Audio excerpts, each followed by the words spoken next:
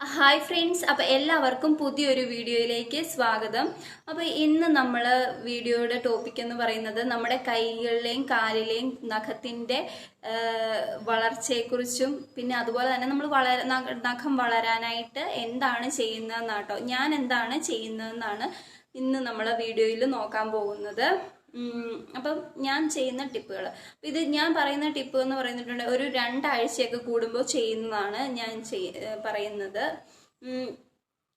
അപ്പോൾ എന്നോട് സ്ഥിരമായിട്ട് ഇങ്ങനെ ഇപ്പോൾ കുറച്ച് പേരെന്ന് പറഞ്ഞാൽ 2 പേര് ഇങ്ങനെ ചോദിച്ചുകൊണ്ടിരിക്കുന്നുണ്ട്, പെഡിക്യൂറും മാനിക്യൂറും ചെയ്യുമോ എന്ന് ചോദിക്കുന്നുണ്ട്.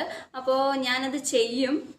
എനിക്കിപ്പോൾ ചെയ്യാൻ കുറച്ച് ഇഷ്യൂസ് ഉണ്ട്. കാരണം എൻ്റെ നഖം റീസെൻ്റായിട്ട് എനിക്കൊരു ആക്സിഡൻറ്റ് സംഭവിച്ചു. ആക്സിഡൻ്റ് എന്ന് പറഞ്ഞാൽ വേറൊന്നുമല്ല, എൻ്റെ നഖം ഇങ്ങനെ വളരുന്ന നഖം അതിങ്ങനെ ആയിപ്പോയി. അതിങ്ങനെ ഭയങ്കര വേദനയൊക്കെ ആയിരുന്നു കേട്ടോ. എന്നിട്ട് അത് ഇവിടുന്ന് ഇങ്ങനെ കട്ട് ചെയ്യേണ്ടി വന്നു. അപ്പം ആകെ മോശമായിട്ടാണ് ഇരിക്കുന്നത് അത്, ആ തള്ളവിരലിലെ നഖം. അപ്പം അതുകൊണ്ടാണ് ഞാൻ ആ വീഡിയോ പോസ്റ്റ് ചെയ്യാത്തത്. ആ പെഡിക്യൂറിൻ്റെ മാനിക്യൂറിൻ്റെ വീഡിയോ ഞാൻ ചെയ്യാനിരിക്കണതാണ് കേട്ടോ. അപ്പം ഞാനത് ചെയ്യും എന്തായാലും. അപ്പം ഞാൻ അവരോടാണ് കേട്ടോ പറയുന്നത്, ഞാൻ എന്തായാലും ആ വീഡിയോ ചെയ്യാതിരിക്കില്ല. പിന്നെ ഞാൻ നഖം വളർത്തുന്നതിനെക്കുറിച്ചും ഒക്കെ ടിപ്പൊക്കെ ചോദിച്ചിരുന്നു കേട്ടോ. അപ്പോൾ ഞാൻ അങ്ങനെ ഇപ്പം ഞാൻ ചെയ്യുന്ന ടിപ്പാണ് ഞാനിപ്പോൾ പറഞ്ഞു തരുന്നത്.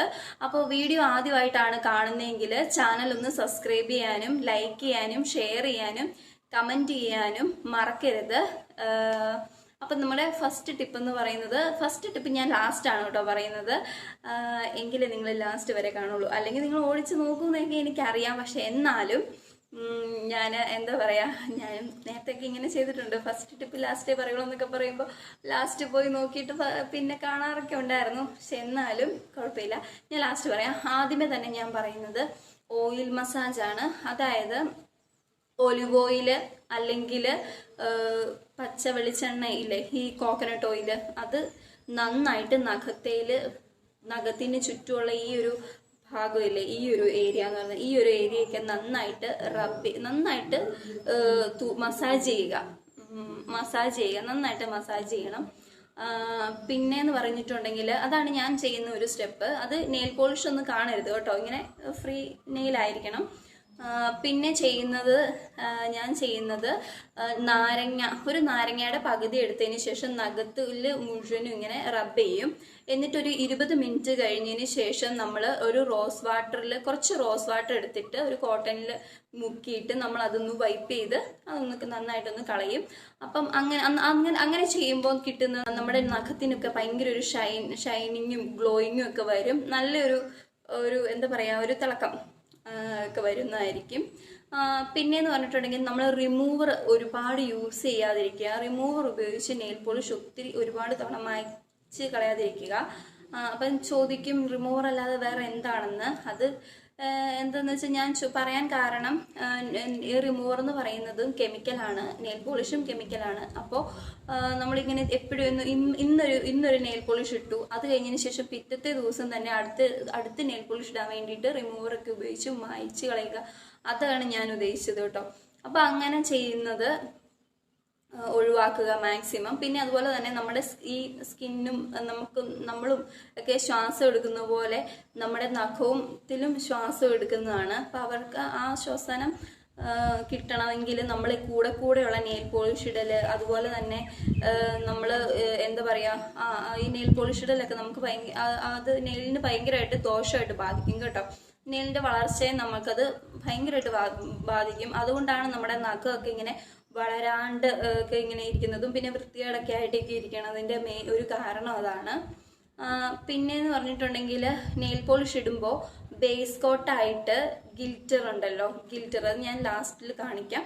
ഗിൽറ്റർ ഉപയോഗിക്കുക. ഗിൽറ്റർ എന്ന് പറഞ്ഞാൽ ട്രാൻസ്പെറൻ്റ് ആയിട്ടുള്ള നെയിൽ പോളിഷ് ഉണ്ടല്ലോ, അത് ഉപയോഗിച്ചതിന് ശേഷം അത് ബേസ് കോട്ടായിട്ട് ഇട്ടതിന് ശേഷം വേണം നമുക്ക് നമ്മൾ ഏത് കളറാണോ ഇടുന്നത് അത് ഇടാൻ വേണ്ടിയിട്ട്. അതൊരു 2 കോട്ടൊക്കെ ഇടാനായിട്ട് നമുക്ക് ശരിക്കും പറ്റുള്ളൂ കേട്ടോ. അതാണ് ഞാൻ പറഞ്ഞത്, നമ്മുടെ നെയിലിന് ശ്വസനം പറ്റില്ല. ഇപ്പം 3, 4, 5 കോട്ടൊക്കെ ഇടുമ്പോൾ അത് നഖത്തെ ബാധിക്കും വളരെയായിട്ട്. പിന്നെ ഒരുപാട് ലോക്കൽ ആയിട്ടുള്ള നെയിൽ പോളിഷ് ഒന്നും വാങ്ങിച്ച് യൂസ് ചെയ്യാതിരിക്കുക. അത് എന്ന് വെച്ചാൽ ഒരു 5-ൻ്റെയും 10-ൻ്റെയും ഒക്കെ നമുക്കിപ്പോൾ എത്ര രൂപയുടെ വേണേലും അവൈലബിൾ ആയിട്ടുണ്ട്.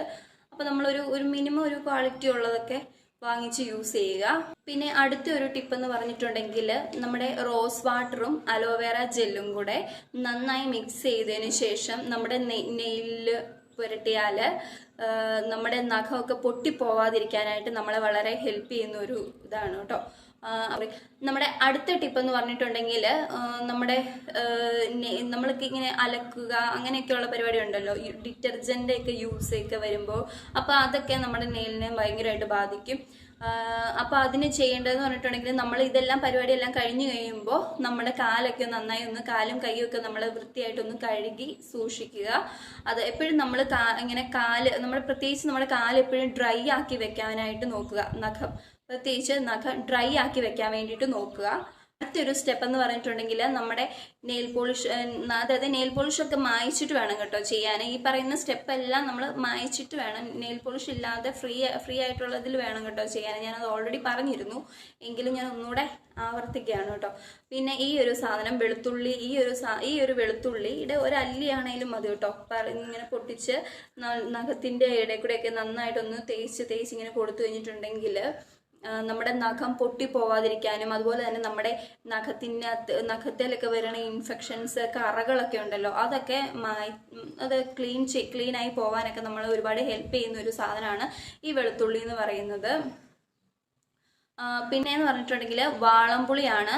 വാളംപുളി നമ്മൾ ഒന്ന് കുറച്ച് നേരം വെള്ളത്തിലിട്ടൊന്ന് സോക്ക് ചെയ്ത് വെച്ചതിന് ശേഷം നമ്മുടെ കയ്യിലെയും കാലിലെയും നഖത്തേലൊക്കെ ഒന്ന് നന്നായിട്ട് പുരട്ടി കഴിയുമ്പോഴേക്കും നഖമൊക്കെ ഒന്ന് കുറച്ചുകൂടെ ഗ്ലോ ആയിട്ട് കുറച്ച് തിളങ്ങിയൊക്കെ നിൽക്കാനായിട്ട് അതും ഹെൽപ്പ് ചെയ്യുന്ന ഒന്നാണ്.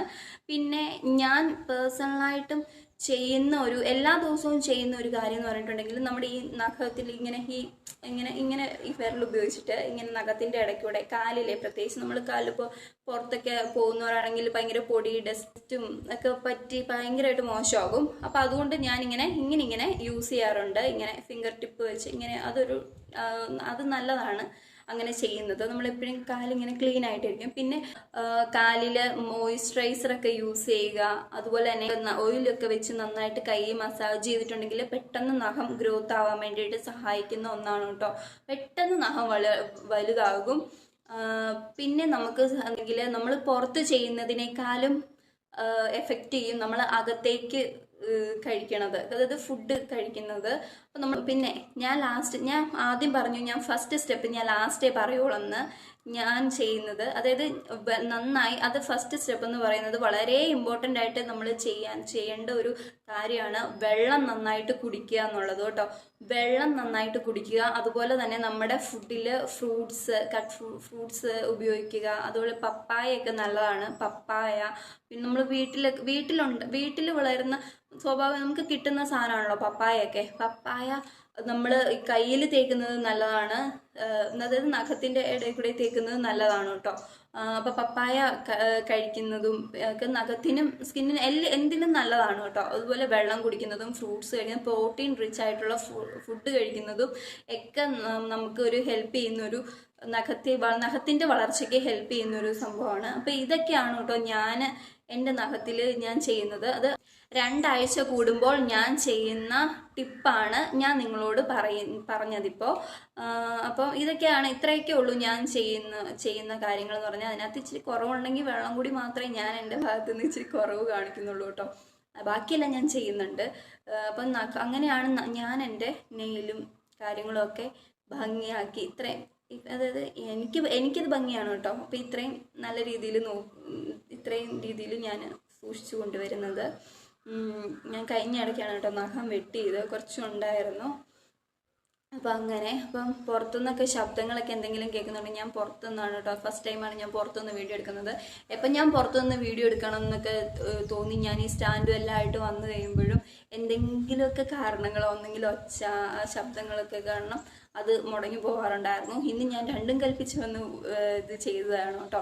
അപ്പോൾ എന്തായാലും ഇന്ന് കുഴപ്പമില്ലാണ്ട് പോകുമെന്ന് എനിക്ക് തോന്നുന്നു. എന്തായാലും കുഴപ്പമില്ല, നമുക്ക് നോക്കാം. പിന്നെയെന്ന് പറഞ്ഞിട്ടുണ്ടെങ്കിൽ അപ്പോൾ ഇത്രയൊക്കെ ഉള്ളൂ. ഇതൊക്കെ ഇങ്ങനെയൊക്കെ ചെയ്ത് കഴിഞ്ഞാൽ കറക്റ്റായിട്ട് ചെയ്ത് കഴിഞ്ഞിട്ടുണ്ടെങ്കിൽ നമ്മുടെ നഖം നല്ല രീതിക്ക് വളർന്നു കിട്ടും കേട്ടോ. എന്ത് വളർച്ചയില്ലാത്ത നഖമാണെങ്കിലും ഇതുപോലൊക്കെ ചെയ്ത് കഴിഞ്ഞാൽ നമ്മുടെ നഖം നല്ല സൂപ്പറായിട്ട് വളരും. പിന്നെ ഒരു കാര്യം എന്ന് പറഞ്ഞാൽ ഞാൻ പറയാൻ വിട്ടുപോയ ഒരു കാര്യമാണ് കേട്ടോ, നഖം കൂടെ കടിക്കുന്നത്. ചിലർ നഖം ഭയങ്കരമായിട്ട് കൂടെ കടിക്കും, എന്നിട്ട് നഖം വളരുന്നില്ല എന്ന് പറയും. അപ്പം അത് നഖം കടിക്കുന്നത് ഒഴിവാക്കിയിട്ടുണ്ടെങ്കിൽ അതൊരു കാരണം കേട്ടോ നമ്മുടെ. പിന്നെ ഇത്രയേ ഉള്ളൂ വീഡിയോ ഇഷ്ടപ്പെട്ടാൽ ചാനൽ ഒന്ന് സബ്സ്ക്രൈബ് ചെയ്യാനും ലൈക്ക് ചെയ്യാനും ഷെയർ ചെയ്യാനും കമൻറ്റ് ചെയ്യാനും മറക്കല്ലേ ഫ്രണ്ട്സ്. ബൈ.